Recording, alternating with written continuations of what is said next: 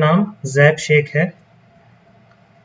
इस बार UPSC civil services में मुझे 153 रैंक मिला है और लास्ट ईयर भी मुझे मेरा सिलेक्शन हुआ था, ऑल इंडिया रैंक 225 मिला था और आईपीएस में मेरा सिलेक्शन हुआ था।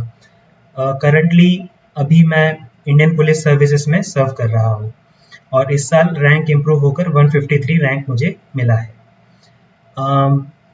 देखिए 3 पार्ट में हम लोग आज का वेबिनार कंडक्ट करते हैं। सबसे पहले I tell you about my journey, इस 4-5 साल में मैंने जो सीखा है इस एग्ज़ाम में।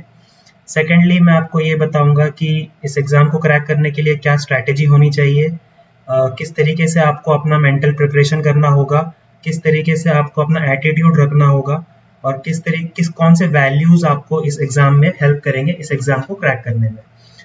thirdly I will try to answer all your queries and doubts। जो भी आपके डाउट्स हैं उनको हम एक एक करके रिजॉल्व करने की कोशिश करेंगे। तो अगर मैं अपने बारे में बताऊंगा तो मैं अहमदनगर डिस्ट्रिक्ट से बिलोंग करता हूँ, महाराष्ट्र में ये डिस्ट्रिक्ट आता है। एक स्मॉल टाउन है, यहाँ पर ही मैंने अपनी बेसिक स्कूलिंग की है, यहीं से मैंने अपना 11th और 12th भी किया हुआ है और यहाँ पर मैंने स्कूलिंग कंप्लीट करने के बाद मैं इंजीनियरिंग के लिए मुंबई चला गया। तो एक एवरेज सा चाइल्डहुड मेरा रहा है, कोई ऐसा मैं बहुत ज़्यादा स्पेशल चाइल्ड नहीं था। एक एवरेज से स्कूल में मेरा फाइनेंशियल बैकग्राउंड भी, मैं एक मिडिल क्लास फैमिली से बिलोंग करता हूँ। मेरे फादर डिस्ट्रिक्ट कोर्ट में सर्विस करते हैं और मेरी मदर एक हाउसवाइफ है। तो बिल्कुल एक एवरेज चाइल्डहुड जो होता है, जो मोस्टली सभी लोगों का हुआ होगा, उसी की तरह मेरा चाइल्डहुड रहा है। और बचपन में मेरा ऐसा कोई ड्रीम नहीं था कि मैं सिविल सर्वेंट बनूंगा, क्योंकि मेरे सारे फ्रेंड्स इंजीनियरिंग करना चाहते थे, इसलिए मैंने भी इंजीनियरिंग में एडमिशन ले लिया। लेकिन मेरे अंदर कोई इंजीनियरिंग वाला एप्टीट्यूड नहीं था। लेकिन इंजीनियरिंग में जाने के बाद ये सवाल आया कि अभी आगे लाइफ में करना क्या है। तब मैंने एक्सप्लोर करना स्टार्ट की चीज़ें और क्योंकि मैं मुंबई में था, वहाँ पर एक जीआरई का कल्चर है, लोग बाहर जाकर फॉरेन यूनिवर्सिटी से एमएस करना चाहते हैं। तो मैंने भी ये सोचा कि चलो मैं भी एमएस कर लेता हूँ। अभी भी मैं हर्ड मेंटालिटी में ही जी रहा था। तो मैंने घर पे डिस्कस किया कि मुझे जीआरई करना है, I want to go outside and pursue an MS. तो मेरे फादर ने बोला कि मेरे फादर गवर्नमेंट सर्वेंट है और मेरे ग्रैंडफादर भी गवर्नमेंट से जुड़े हुए हैं।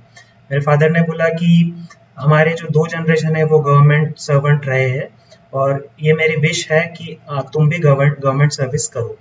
तब मैंने एक्सप्लोर करना स्टार्ट किया और जैसे आप लोग आज सेमिनार अटेंड कर रहे हैं, ऐसे ही सेमिनार्स अटेंड करना मैंने स्टार्ट किए। तो ऐसे ही एक सेमिनार में एक आईएएस ऑफिसर थे जो अपना एक्सपीरियंस बता रहे थे लाइफ का, कि उन्होंने कैसे एक रूरल एरिया में बहुत ही अच्छे तरीके से लोगों की मदद की और बहुत ही इंस्पायरिंग वो सेमिनार था।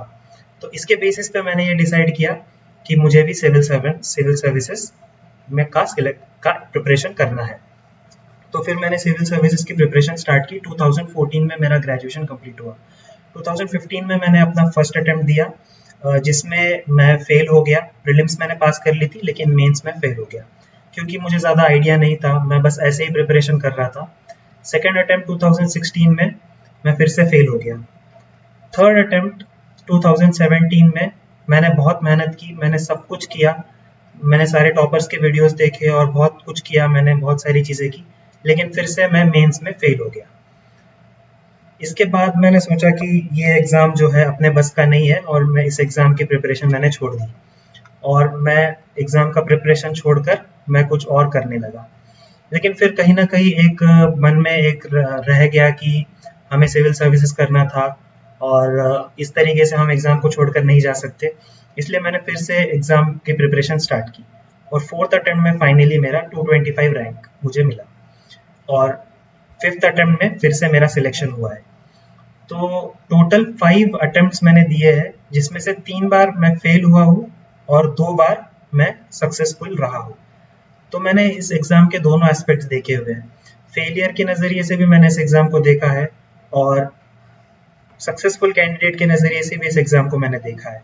तो इस एग्ज़ाम को जो एक बिगर पिक्चर जो मुझे समझ में आया है वो मैं आपके साथ शेयर करना चाहता हूँ। तो सबसे पहले मैं आपके साथ ये शेयर करना चाहता हूँ कि इस एग्ज़ाम को क्लियर करने के लिए आपका मेंटल प्रिपरेशन या आपकी स्ट्रैटेजी या आपका थॉट प्रोसेस क्या होना चाहिए।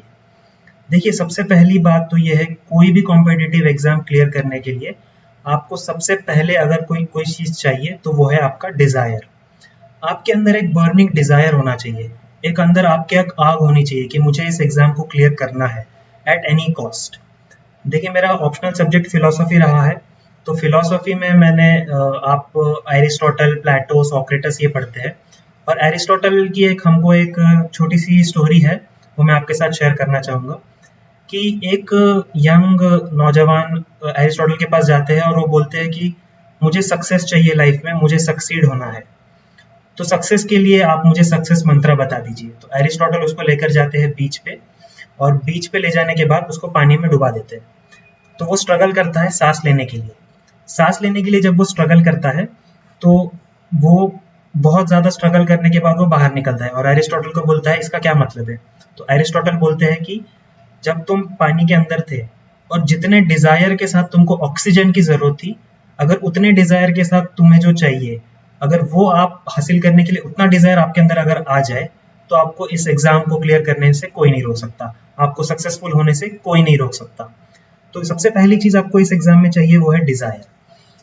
सेकंड जो चीज बहुत इंपॉर्टेंट है, मैं आपको बता दूं कि मैं आप लोगों की ही तरह सेमिनार्स वगैरह अटेंड करता था। अलग अलग सेमिनार्स में जाकर अपने फ्रेंड्स के साथ मैं देखता था कि कैसे टॉपर्स होते हैं, वो कैसे बिहेव करते हैं। मैं बिल्कुल ही नॉर्मल सा स्टूडेंट था। तो ऐसे ही एक सेमिनार में हम गए थे, मैं और मेरे फ्रेंड्स। तो वहाँ पर उसके बाद वहाँ पे जो IRS ऑफिसर थे, उन्होंने ये बताया कि आप लोग प्रिपेयर कर रहे हो एग्जाम के लिए, बहुत अच्छी बात है, और वो सारी चीज़ें उन्होंने बताई।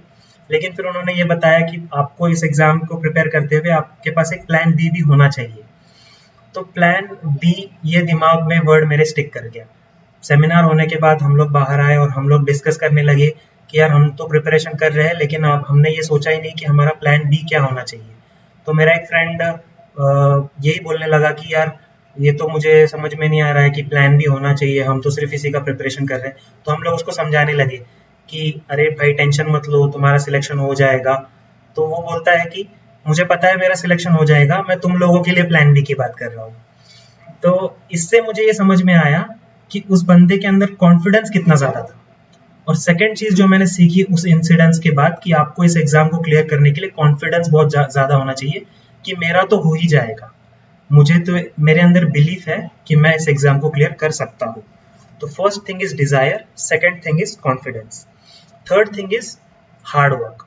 देखिए ये आपने बहुत बार सुना होगा कि there is no substitute for hard work, आपको बहुत हार्ड वर्क करना होगा। लेकिन हार्ड वर्क से आगे बढ़ के आपको स्मार्ट वर्क करना है। हार्ड वर्क तो इम्पोर्टेंट है ही, लेकिन हार्ड वर्क के साथ साथ आपको स्मार्ट वर्क करना भी बहुत ज्यादा इम्पोर्टेंट है। Hard work plus smart work मैं आपको बताऊंगा कि कैसे, जैसा जब हम स्ट्रैटेजी डिस्कस करेंगे प्रीलिम्स मेंस की, तब मैं आपको बताऊंगा कि किस तरीके से आपको हार्ड वर्क और स्मार्ट वर्क करना है। और फाइनली अगर मैं आपको बताऊं इस एग्जाम में अगर कोई बहुत इंपॉर्टेंट चीज है तो वो है पेशेंस। देखिए फर्स्ट अटेम्प्ट में मेरा सिलेक्शन नहीं हुआ, मैं निराश हुआ। सेकंड अटेम्प्ट मैंने ट्राई किया, सेकंड अटेम्प्ट में भी मेरा सिलेक्शन नहीं हुआ। थर्ड अटेम्प्ट में मैंने सब कुछ लगा दिया, मैंने सब कुछ किया, लेकिन फिर भी मेरा सिलेक्शन नहीं हुआ।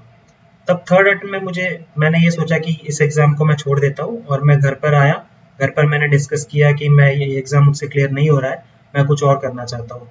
तो कुछ मेरे फ्रेंड्स और कुछ लोगों ने मुझे ये सजेस्ट किया कि जॉब फेयर लगा हुआ है, वहाँ पर जाकर आप जॉब फेयर में देखो। तो मैं उस जॉब फेयर में चला गया, और नसीब से वहाँ पर मुझे एक मेरा 10th क्लास का फ्रेंड मिल गया। उस फ्रेंड ने मुझे ये बोला कि अरे तुम यहाँ पर क्या कर रहे हो, क्योंकि मैं तो यूपीएससी का प्रिपरेशन कर रहा था।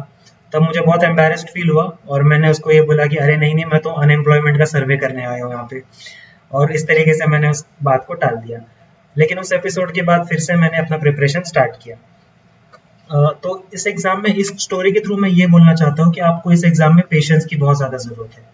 तो बेसिकली आपको desire, confidence, belief in yourself, smart work plus hard work as well as patience, अगर ये 4 चीजें आपके पास है तो इस एग्जाम को क्लियर करने से आपको कोई नहीं रोक सकता। देखिए this is the mental preparation, इस तरीके से आपको आपका एटीट्यूड रखना चाहिए इस एग्जाम के थ्रू।